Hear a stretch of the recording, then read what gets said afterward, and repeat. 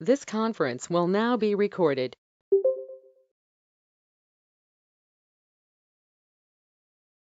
Just give me a minute. In the meantime, you have any discussion points or questions for me while I bring up the deck? Yes, I got the deck today.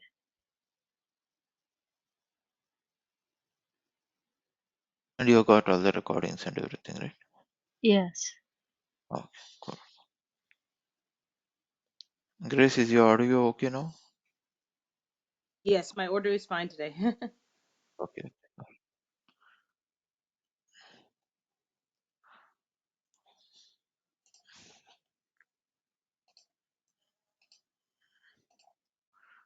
Hope you're able to see my screen.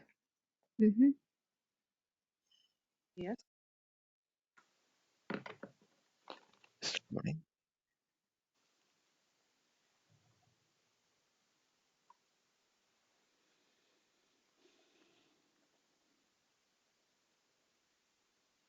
Are you getting time to go back and revise on the topics that are covered on a daily basis? Yes. Okay, okay.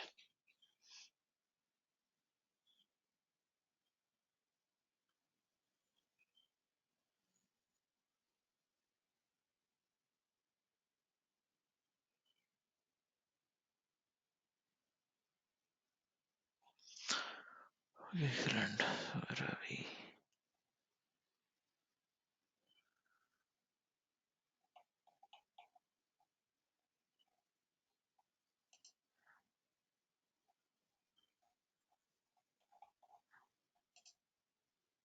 We completed this part yesterday. Yeah. Let's focus on cost today. What we did until this point is time, right? On time, what are the various things that you need to look into? Now let's focus on cost. Okay. So when it comes to cost, that is the budgeting part of it. The the things that you need to keep in mind is, or the steps that you need to follow is, you know, yeah, these things. First of all, identify which are the cost generating, aspects of it, right? Identify the cost generating. What's this? Okay. Identify the cost generating activities from the project. Start with the work breakdown structure or activity list created. Among that list, which is the cost generating activities for which you need cost, right? Figure that out. Okay, we no more need this, right? This we saw yesterday. Yeah, okay. Hmm. Yeah, identify the cost generating activities from the project. Start with the work breakdown structure or activity list created, right? You can use this activity list. Yeah, you will have the activity list, right? From this, okay, which is the which is the cost generating activities. First, you need to identify. Okay, and yeah, for that, if you want the comprehensive list, make use of activity list, and then when you estimate the cost of each task or deliverable, just like how we did for the time piece of it, for the cost also, add buffers. Add buffers and make sure you understand uncertainties. In case sometimes some uncertainties will not be able to predict. In that case, that's the reason we have the buffer. So buffers for the cost should be bigger than those used for time. Meaning, if for the time we told as a standard we'll give 20% buffer and things. Here it should be more at a higher end. It should be like 25 to 30% of buffer when it comes to cost. Okay, and then schedule the expenses by putting expected dates.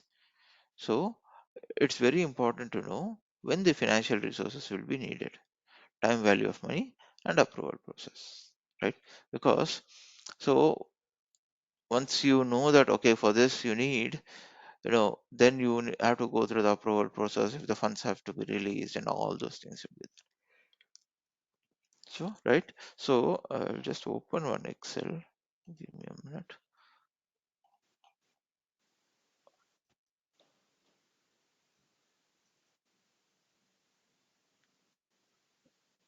Schedule. Do you see Gantt chart? Yes.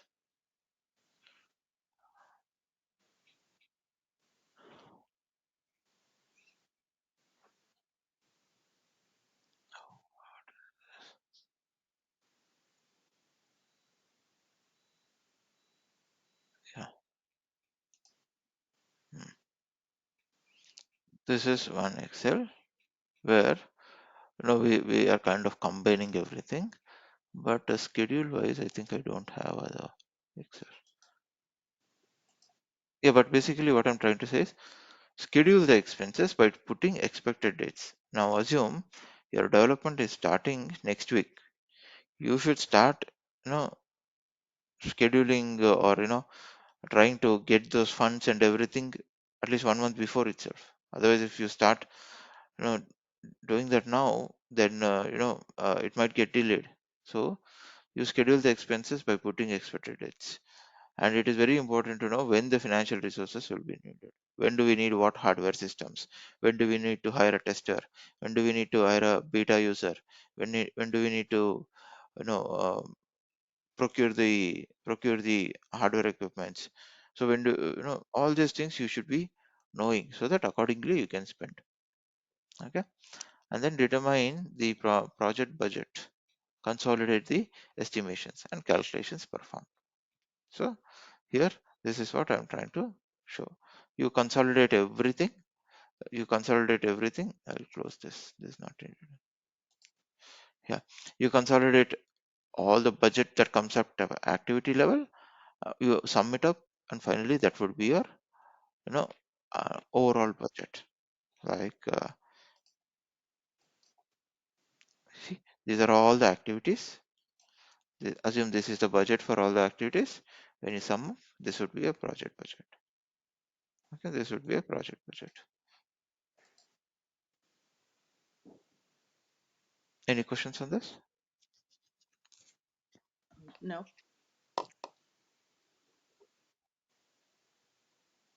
How does this? Any questions? Okay, take it as a no. Now let's move on. Yeah. So a few more points on project budget. Like when it comes to estimation, gather all the information. That is, what is the price that's available, alternatives, gather information through quotations. Have you heard of RFQ, RFP? Have you heard of it? And Mhm. request for quote, request for proposal, right? So if you have heard of it, no, no, No. okay. So w- when do you use RFQ is when you already know what exactly the product or service that is needed, and you just need a quote. Okay, uh, sorry, and just you need a price for it, right? And but if in case you don't know the complete business, the overall thing, how it works, there is some ambiguity. Assume there is some ambiguity, then you know then you go for RFP, right? So RFQ, you usually you go with qualified suppliers.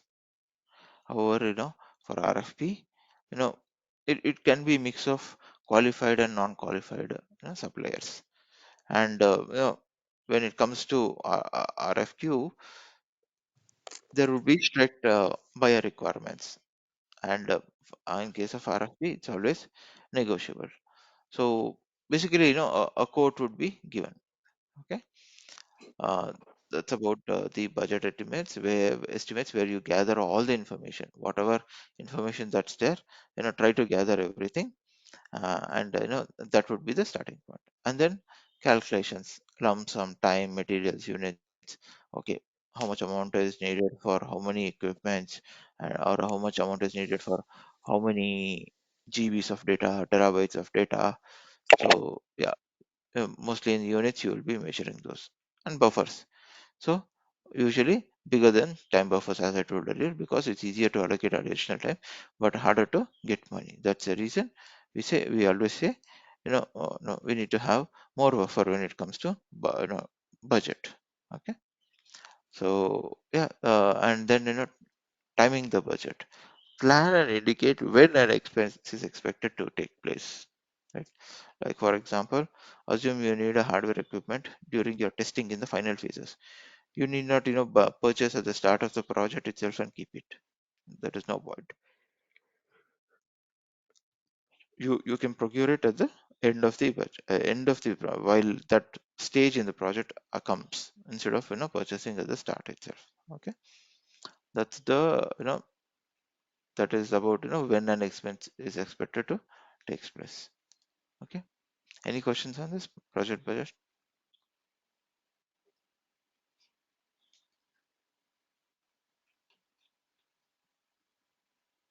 No.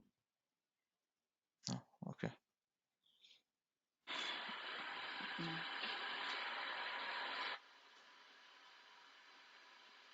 what are this? No questions?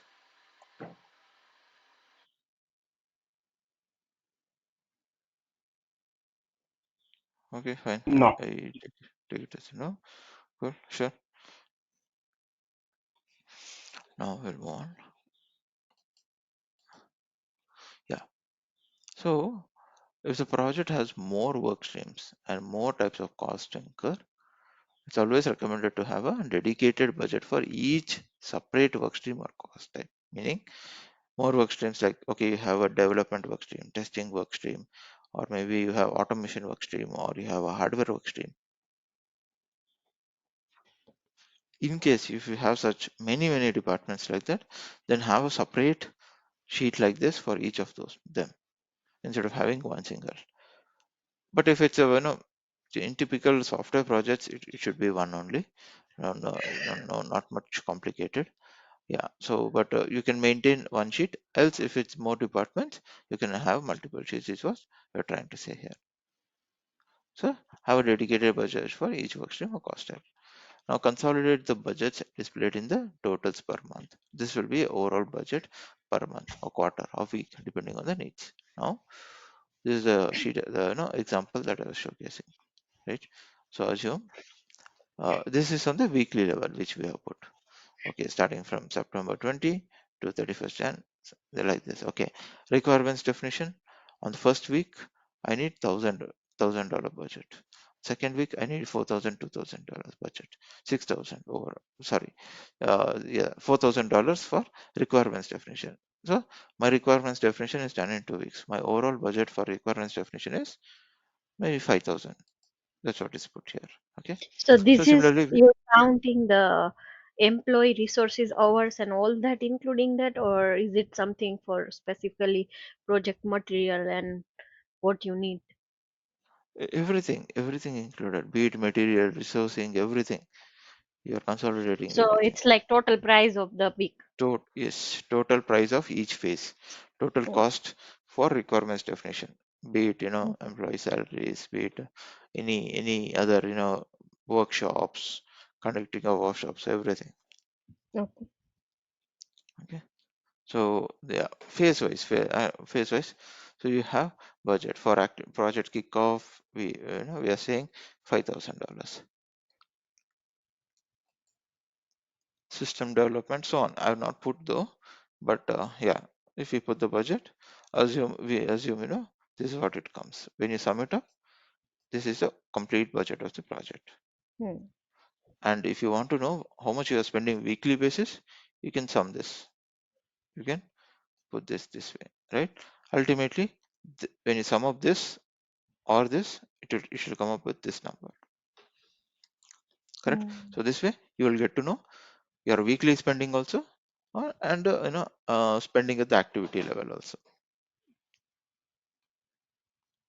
right? Does it make sense? Mm. Can you go to the next step? Change charts weekly. Hmm. Same thing, different example. See? So we have further broken it down. Start date, end date. That is at the no These are the week level expected is here. date, right? So, Yeah. This is the expected end date of the activity duration, and mm, this is where we have put at the week level. mm, So the only addition is this thing: start date, end date of each activity, mm. right? Yeah. So this way you are tracking cost, you're tracking the activities, you're tracking the timeline, schedule wise, right? You're tracking schedule and everything. So if you are using the application like Zira or Safe Agile, then there will be another kind of chart that they are using, right? Must be. That would be roadmap is there for in Jira. In Confluence, you should be having some plugins. We'll look into it. Maybe when we come to Jira or things, we'll look into it. Okay. But in the actual Jira itself, I see only roadmap. For budgeting, there is nothing. I Okay. see only roadmap. Maybe you have to use a different tool. Mm. Okay. Yeah. Usually there are tools like Accolade or many other SAP and all these tools, right? So maybe those will be used. Okay. Okay. Any questions here?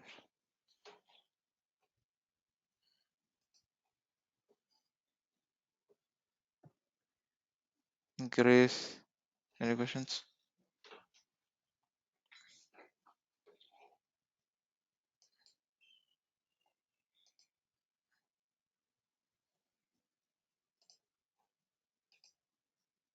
Sajad, any questions? I'm good. Okay, fine. So this is a budget. We'll move on. Now, yeah, when it comes to planning of resources, you can do it three ways. Fixed price, cost plus, or time and materials. Now, now it's a it is often the case that an organization, no, an organization will not have the required resources that a project needs, right? So therefore, as a PM, you have the responsibility to procure what they need externally. By this point, you should be very familiar with the details of the contract in order to properly assess the costs and the risks of any kind of transaction. And you must be aware of timelines, due dates, quality levels of all the resources they are procuring and things. So there are three main types of contract that we will run through now.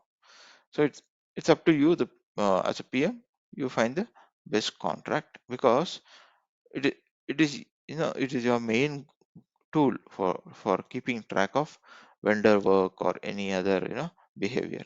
So the first one is fixed price, and it is the simplest type of contract, I can say. The vendor commits to doing the work for a set amount within a certain time frame, as simple as that. In 6 months, I'll deliver application like WhatsApp. So you have the time frame. So for a budget of no, maybe $50,000, or yeah, whatever it is. I'm just making it up, but yeah. So that is like fixed price. Now the advantages of this is that any additional spending will be taken by the vendor. No risk for you. You already fixed the price. You have fixed the duration, everything. Yeah, right. So no risk for you. Any additional cost they have to bear it. Now, but what is the problem there? So uh, you see that they are aware that with this kind of contract, if the costs are higher than expected, then they will incur losses. Now, what will they do then? So there is a chance they will put a very big buffer on the initial price itself, right? On the initial price itself, they might put a very big buffer. Or if they find that costs are getting too high, they may try to decrease the scope or quality. The quality of the product will be compromised in order to compensate. That's a possibility, right? So know that this is beneficial to use when the scope is clear to all parties. When the scope is clear to all parties, but a good analysis is important prior to making agreements. Okay. Now the second type is cost plus. This is where the buyer agrees to pay any cost incurred by the vendor performing the work, right? So this can be a fixed additional fee, a variable fee, or a mix of both. Either way, it gives the buyer the flexibility to adopt the spending in accordance with the work being done. As you know, based on the work done, there will be a freedom here. But now again, with this comes the risk of covering all extra costs, along with the chance that the vendor may keep the work going longer than needed. They just keep dragging it because they'll be getting money, right? So they keep dragging it. And they'll add extra items to their to-do list. Since they are paid, you know, until it's complete, they keep dragging things, they keep adding things. That way your cost will be going higher, higher and higher only, right? So that's cost plus. So, and also the contract makes sense if the scope is not easy to define, but proper controls need to be put in place to ensure money is only spent on things essential for the project, right? Otherwise, uh, yeah. So that's about the cost plus. Yeah. So the third type of contract is time and material. It's a mix of both fixed price and the cost plus. Right? This is when the vendor charges the buyer on hourly or daily rate, on hourly basis or a daily basis. Like for example, when consultants or technicians charge per day of the service, right? It's another good contract to jump into when the scope is not clear and the work is more labor based, labor based than more material based. It runs a similar risk to the cost plus that we saw. Cost plus risks that we saw, right? It would have similar risks, but that just means the same countermeasure can be taken, right? Well, no, these are the three types of contracts, but there can be many variations, and it can be more tailor made. And you as a project manager, you will add incentives for the vendor to completing the work faster, or maybe who gives better quality. The contract can even include inflation. If the project spans a long time, you can consider inflation factor also into it, right? So this is more on the planning of resources part. If it's a fixed project, plan accordingly. Cost or time and material based also, it's there. Okay, any questions here? No question, but I have to go. I will listen to the recording for the rest. Something come up now. I have to go. I'll see you guys tomorrow. I'll See talk to you Oh, you. guys okay, okay. tomorrow. Bye, So we have Sure, Simran. class sure. tomorrow, Okay. right? Yes, we'll have. Yeah. Okay. See you guys See you. tomorrow. See you. Bye. Thank you. Bye. Thank you. Kathy and Grace, you want to continue, right? Yes, we are Okay. good. Like I am good if Grace is good. Okay. Grace?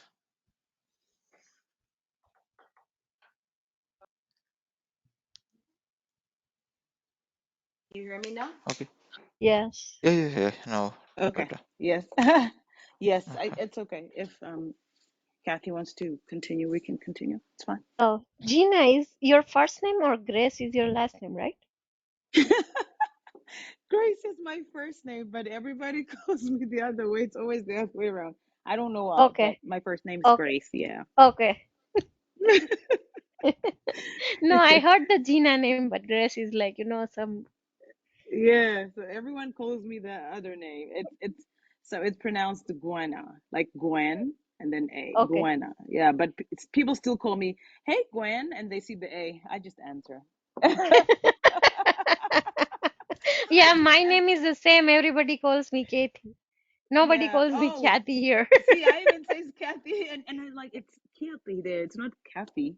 I actually thought you were Yeah, yeah. No, Kathy, but like everybody calls me Kathy Catherine. though. Yeah. Okay. We can carry Yati, on where in are you peace. from originally? I'm from Gujarat. Africa. Gujarat. Oh, Okay, cool. Sure. Okay. Grace, sorry, you're saying you're from US itself originally, is it? hmm no, I live in the U.S., but I'm from Africa. Okay. Africa. Okay, sure. Mhm. Okay, cool. Okay, we'll continue. Fine. Yes. Yes. So the next topic is about human resources, the HR piece of it. Now, here, you need to work closely with the HR team, right? Definitely. So to define the needed resources, to estimate the effort needed, validate the resource availability, and the define roles and responsibilities also, right? So a couple of HR activities for you, right? So Hmm. start with the scope, list the activities. You must have already done that, and you as a Mm. PM, you need to understand what kind of support is needed to execute the project. What kind of support is needed to execute the project? And as a project manager, you have to identify all the needed experts to perform the work, be it developers, engineers, analysts, all these people, right? You have to identify them. This depends on the scope of the project also again. Right? This depends on the scope of the project. Now once you define the needed resources, then you estimate the effort needed. That is number of team members, like how many developers are needed. Need five developers, maybe six testers, and things so on. And then validate the resource availability, right? Create a schedule. Who needs to do what and when? Use a use an actual calendar, right? And of course you need to take into account the holidays and everything. Create a simple template. I like to create a simple template. I'll show you that.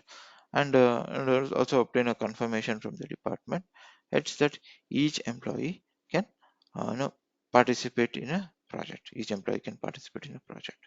Okay, so that's about validating the resources. Time can be dedicated, vacations and bank holidays, everything has to be considered. And define the finally define the roles and responsibilities. How do you do that? This is how it would be. Okay, project sponsor, the Johnson is a project sponsor. These are the responsibilities. Contact is this. Project manager, these are the responsibilities. Contact is this. Team member, these are the responsibilities. Contact is this. So that's how it is done. Okay, so this is on human resources, and coming back, going a step ahead. So this standard form is simple and easy to use and apply, right? It is more appropriate for small projects with not too many people. Now you need to document the role. Definitely you need to document the role, the name, the specific responsibilities. Yeah, this might go in depth also, and contact details, email, telephone, are also valuable information to add up, right? So yeah, always discuss the responsibilities with the people before you finalize the document. So this is on roles and responsibilities. Yeah, on the human resources. Any questions? No. No. Okay, fine. So next is RACI Matrix. Have you heard of RACI Matrix? Any of you? No. No. No. Okay. RACI stands for risks or not. That is a raid. Okay, race is. I am thinking about raid. Raid is. Have you heard of raid? Mm-mm. No. Okay, RAID stands for Risk Assumptions Issues Dependencies. RACI stands for Responsible, Accountable, Consulted, Informed. Okay, I think maybe I'll come to RAID log. It's there in the templates that I shared. Yeah. Mhm. So RACI matrix. Now here what happens is the basic intention is to define who is responsible for what. Who is Mm. responsible for what? Basically, it you know okay. Assume I'm a project manager. You will be Mhm. mostly responsible for everything, or you will be mostly accountable for everything. But you are not the one who's doing it actually, right? You are not the one Mm. who is doing it. So that those things have to be kind of determined now. So on the y-axis, you will have the activities. On the x-axis, you will have the people involved in the people or role involved in the project. Now, responsible, the person actually doing the work. When it comes to requirements, writing of requirements, business analyst is the one who is actually doing it, right? Accountable, the person that must ensure that the task is successfully completed, even if she or he is not the one doing it. Like, take the example of requirements itself. As a project manager, you are accountable to have the requirements in place, even though you are not actually responsible for it. You are still accountable. You have to make the BA do it, right? Consultant, that is, can be asked to provide advice and guidance based on the own experience. This can be subject matter experts and those people. You can always consult the subject matter expert. Informed, has to be kept updated on the process and the activity, usually a senior management team, right? So yeah, they have to be kept informed about this, right? So when it comes to chart, take this itself. Appointing of project manager and support project. Is there more of a responsibility for project sponsor, right? That's where you are getting hurt. Or marketing director should be informed about it, or production director should be informed about it. So in project planning and kickoff, you as a project manager, you are accountable and responsible for it. You are accountable and responsible for weekly status report also. However, you know, for the planning, you as a project manager, you will consult the project sponsor. You will consult the market director. You will consult the production director also. Weekly status report, maybe you will inform the project sponsor about what's happening, but you are the one who is generating, so it's your accountability or responsibility. So others should be more of a consulting and informed. So you understand what I'm trying to do here. Mhm. So basically, assigning that responsibilities, right? Mhm. Assigning those responsibilities and keep the people accountable for things that are happening, right? Keep the Mm. people accountable for things that are happening. Yeah, sorry, go ahead. Was there a question? Mm. I was like, I'm working in research, so if we got the project, the details come to our manager, and manager Mhm, is the one who is handling the timelines for the project mhm, manager. Not each mhm. and every employee goes to that meeting, right? No, no, no, Or not each and every. No, no, not required. only the leaders and managers Yes, are. leaders. Yes, leaders and managers. Exactly. Mm. Okay. Any other questions? No. Okay, sure.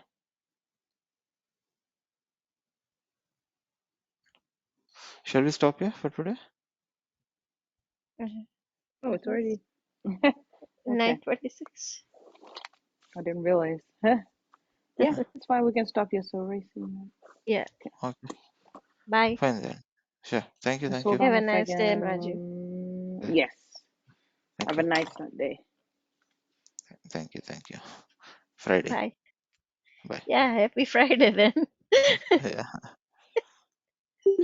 Thank you. Thank you. Take care. Bye. Bye.